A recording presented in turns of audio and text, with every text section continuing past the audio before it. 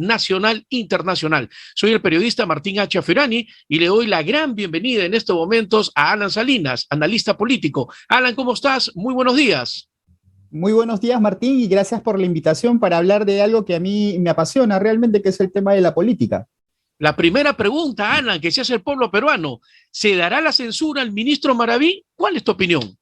Yo creo que sí, hay los votos suficientes y necesarios.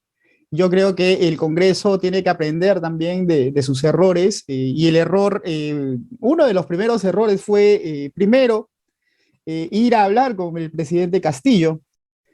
El Congreso se supone que es un Congreso de oposición, y alguien que, por ejemplo, como Pedro Castillo, que es un presidente que eh, no tiene una palabra, no tiene palabra, mejor dicho, porque se supone que cuando fue María Alba a hablar con el presidente Castillo dijo que no iba a ser ninguna cuestión de confianza frente al tema Maraví, pero ha salido unos tweets en el que dice que sí, sí se va a presentar, si es necesario, esta cuestión de confianza. Entonces, si el Congreso de estos errores no aprende, bueno, vamos a ver toda una serie de estrategias de parte también del gobierno para poder enfrentarse justamente al Congreso, un ente que actualmente tiene mucho desprestigio, ¿no? Entonces, dentro de ese contexto, tiene que buscar las soluciones y las medidas necesarias, y dentro de esas medidas está básicamente está censurar a Maraví, y los votos los hay en estos momentos, ¿no? Pero podríamos decir también, como decía Piralet, conversar no es pactar, Alan, conversar no es pactar, ¿no? De repente Pero una hay otra cortesía. estrategia, sí, pero esa estrategia de conversar no es pactar, es importante si se lo complementa con algo también, ¿no? Entendiendo, claro está, que los que los gobiernan básicamente tienen una tendencia maximalista de la política, y entre tendencias maximalistas de la política, Winston Churchill dice que no se puede negociar con la cabeza del lobo en tu cabeza, ¿no? Con la boca del lobo en tu cabeza, ¿no? Entonces, hay que también entender que la política es eso. La política es olfato, aprender de los errores y entender que ante políticas maximalistas hay que también poner cotos, pares al asunto, ¿no? Claro, pero tú crees también, aparte, que es indispensable, como se habla, tener al economista Julio Velarde en el Banco Central de Reserva. ¿Qué opinas? Eso es una estrategia importante que ha hecho el gobierno, ¿no? Brindar seguridad a los inversionistas y brindar seguridad a los peruanos. Nosotros lo que necesitamos en estos momentos es una seguridad, y mantener a Velarde realmente es importante en el Banco Central de Reserva para que ponga freno o coto a cualquier intentona de sacar dinero, ¿no? De las reservas. Pero el dinero está saliendo con el tema del alza del dólar. Esto va a perjudicar, y lo ha dicho también Velarde, que el próximo año va a ser terrible. No vamos a crecer mucho. Es evidente, debido a la poca capacidad que ha tenido el gobierno de convocar inversiones, pero hay que entender también que el alza del dólar se debe a un pequeño bluff que hay de manera internacional de la economía mundial. Y eso también yo lo pude apreciar en Colombia. Estuve hace poco en Colombia, y en Colombia el dólar también está muy alto. Entonces, no es una cuestión peruana netamente, sino también es una cuestión internacional. Pero dentro de esto, que va a durar más o menos hasta noviembre, el gobierno tiene que tomar las medidas necesarias. El Banco Central puede tomar esas medidas, en poder hacer fluctuar necesaria, o mejor dicho, hacer fluctuar el precio del dólar de manera no tan alta, ¿no? Pero el gobierno tiene que contribuir a brindar la certidumbre del caso, porque si el gobierno no brinda la certidumbre del caso, no solo a las inversionistas, sino también a los que diariamente nos dedicamos al tema de manejar la economía nacional o doméstica, pues vamos a estar mal, ¿no? Entonces, por eso yo creo que si el gobierno se rectifica en eso, si Pedro Frank le hace toda una serie de consejos al presidente Castillo, podemos mejorar. ¿Por qué? Porque el próximo año los precios básicamente de los metales que se vinculan al zinc y al litio van a subir. Y esa subida del precio del zinc y del litio, que va a durar aproximadamente 10 años, se tiene que aprovechar de manera clara, porque el Perú es rico en zinc y es rico en litio. ¿Tú crees que realmente, reafirmando al señor Velarde, en el Banco Central de Reserva, ¿el dólar bajará? ¿Es así? Yo creo que podría contribuir a eso, sí. O sea, Puede contribuir a eso. podríamos, Alan, llegar a 3.7 porque estamos ahorita a 4.15. Eso sí lo veo un poco complicado, porque como le vuelvo a decir, hasta noviembre el precio del dólar todavía no va a bajar de 4 soles, ¿no? Entonces, después de eso, yo tendría que también tendríamos que evaluar cómo va a ir el desempeño de nuestra economía, ¿no? ¿Qué dicen los expertos? Pero hasta noviembre el precio del dólar todavía va a estar un poco en alza, ¿no? Por encima de los 4 soles. Tú como analista realmente, ¿cómo ves el futuro laboral del Perú? Yo con mucha preocupación. Yo lo que veo es básicamente un país que, como lo vuelvo a decir, no brinda la seguridad jurídica necesaria para las inversiones. Y esto lo podemos ver a tenor de que el presidente Castillo, al irse, por ejemplo, a la OEA y hablar con los inversionistas, comenzó a hablar de la corrupción. Y después de eso, de hablar de la corrupción, habló del tema de cuando le hicieron la pregunta sobre qué seguridad se le brindaría a los inversionistas, habló sobre la seguridad ciudadana y no sobre la seguridad jurídica que los inversionistas quieren, ¿no? Sobre el tema de los impuestos, que es necesario que también se habla y se debata y se hagan las medidas correspondientes. Nada de eso se escuchó al presidente Castillo en la OEA ante los inversionistas. Más bien, el que sí habló de esos temas, de dónde puede haber zonas productivas y hacia dónde debería ir, que iba a bajar los impuestos a la entrada de los capitales, fue el presidente del Ecuador, Guillermo Lasso. Entonces, si uno comienza a comparar eso, vemos que la cuestión laboral, ese tipo de discurso que dio el presidente Castillo, puede afectar la cuestión laboral, dado que lo que tenemos como mandatario es un presidente que no sabe qué hacer con las inversiones y por lo tanto, si no hay inversiones, los trabajos también se vuelven precarios y disminuye el trabajo en el país. O sea que se aprovechó una gran oportunidad para traer aquí a la casa a los inversionistas. Ahora, por lo que tú nos cuentas, realmente esto sería pues para el Ecuador. Efectivamente, hay muchos capitales, incluso peruanos, que están evaluando irse al Ecuador. El caso, por ejemplo, de los Rodríguez Banda, ¿no? Están evaluando algunas cuestiones de seguridad jurídica que está brindando el Ecuador ahorita, de baja de los impuestos para que los capitales vayan a esa zona, ¿no? Vayan hacia Ecuador y también hacia Panamá. Entonces hay que, y yo solamente hablo de capitales peruanos, sino también de capitales chilenos, ¿no? Y otros capitales que están aprovechando estos temas justamente, ¿no? Que algunos países se están volviendo proteccionistas y ante esas medidas proteccionistas y un poco descabelladas con respecto a nacionalizaciones y todo eso, los capitales van y buscan otras zonas donde pueden darle más, donde les puedan brindar esa seguridad jurídica que se requiere para generar inversión y no solamente para eso, sino también para generar trabajo, ¿no? Claro, pero ¿qué es lo que tenemos que hacer inmediatamente para poder revertir este error? ¿Qué es lo que tenemos que hacer hoy día? Porque trabajo, se ve que hoy en día falta el trabajo aquí en el Perú y la gente se está convirtiendo cada vez en informales. Hay una informalidad que sigue creciendo el día a día. Hay dos puntos importantes, y acá yo entro, ya no sé, ya más allá de una cuestión política, me gusta, porque a mí me encanta la economía, y es que el gobierno debe atraer los capitales vinculados a la cuestión del litio y el zinc, el cobre, perdón, en estos momentos. El mundo, como vuelvo a repetir, va a tener precios altos con respecto al cobre y al litio durante más de 10 años. Eso es por un lado.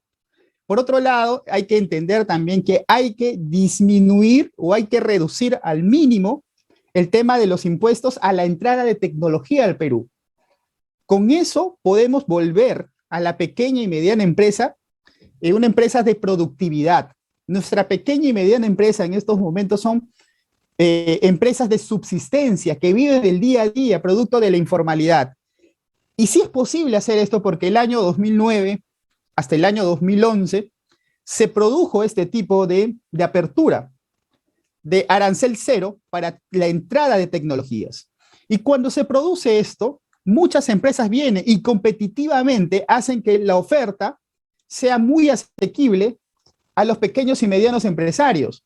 Entonces, si eso se vuelve a repetir, porque ya se dio, y si el presidente Castillo tiene la luz de poder entender esto, podemos reactivar nuestra pequeña y mediana empresa, y no solamente eso, sino también atraer esos capitales que se vinculan al cobre y se vinculan al tema del litio. Si nosotros entendemos esto, genera una cadena de valor. Estas cadenas de valor une a la pequeña y mediana empresa y une a la gran empresa, nacional e internacional. Alan, hay una pregunta que me hago continuamente y casi todos los días, y muchos peruanos también. ¿Camisea debe de renegociarse? ¿Qué opinas? Yo creo que debe verse algunas reformas necesarias, pero esto de cambiar las reglas del juego así de manera frontal no es una buena señal para los inversionistas. Claro que se necesita hacer algunos cambios en todo tipo de proceso que se ha hecho durante todo este tiempo. Hay algunos cambios que se necesita hacer, eso es evidente, ¿no? Pero no se necesita cambiar las reglas de juego. Si tú cambias las reglas de juego, no brindas la seguridad jurídica a los inversionistas. Y eso es lo que todo país sensato requiere. Lo han hecho los Estados Unidos y lo sigue haciendo los Estados Unidos, lo hace Europa, ¿no? Y eso contribuye básicamente a que el Estado tenga ingresos y a través de esos ingresos pueda hacer políticas públicas. Y no solamente eso, sino también que la empresa privada brinde los empleos necesarios para que así el ciudadano tenga capacidad adquisitiva, y no solamente tenga capacidad adquisitiva, sino capacidad de poder generar en sus hijos una buena educación, entre otras cosas. Mira, hay un tema ahí de que estaba reflexionando ahorita, ¿cuál va a ser el futuro del Perú? O sea, ¿qué va a ser el futuro de nuestros hijos? ¿Cuál va a ser el futuro de los jóvenes hoy en día? Tenemos una generación muy grande, más de 2 millones de jóvenes de la generación Nini, que ni trabajan, que ni estudian. Y esto es terrible realmente, es muy preocupante hoy en día en nuestro país. Entonces, ¿qué le espera al Perú? Porque dentro de 2 meses ya acabamos el año 2021, nos vamos para el 2022. ¿Cuál es el futuro del Perú para el 2022? Bueno, esperemos que el Ejecutivo tome las medidas sensatas y necesarias para reactivar nuestra economía, no para hundirla. Por otro lado, hacer que la oposición política y social mantenga la Constitución vigente hasta el día de hoy. La Constitución necesita algunas reformas necesarias, pero no se necesita hacer una asamblea constituyente. Una asamblea constituyente está muy vinculada, y lo digo porque soy profesor de teoría política y de partidos, a básicamente transiciones de dictaduras a democracias, como sucedió el año 78 y 79 acá en el Perú. Se necesitaba una asamblea constituyente para redactar una constitución que vaya a fundamentar la democracia en el país. Sucedió en Chile, sucedió en España, sucedió en Alemania, pero no se puede hacer una asamblea constituyente cuando hay democracia. Lo que se puede hacer son reformas necesarias, y esas reformas necesarias es lo que es sobre la cual debemos estar hablando en estos momentos. ¿Cómo reactivar la economía del país? ¿Cómo hacer que la cuestión sanitaria, o mejor dicho, la lucha contra la pandemia se termine en el país? ¿Cómo hacer que la seguridad ciudadana sea una de nuestras preocupaciones fundamentales dentro de nuestra política, dentro de la política peruana? ¿Y cómo también hacer que el Perú mantenga su posición frente a la Alianza del Pacífico? Ecuador está aprovechando eso. La Alianza del Pacífico es la quinta economía del mundo.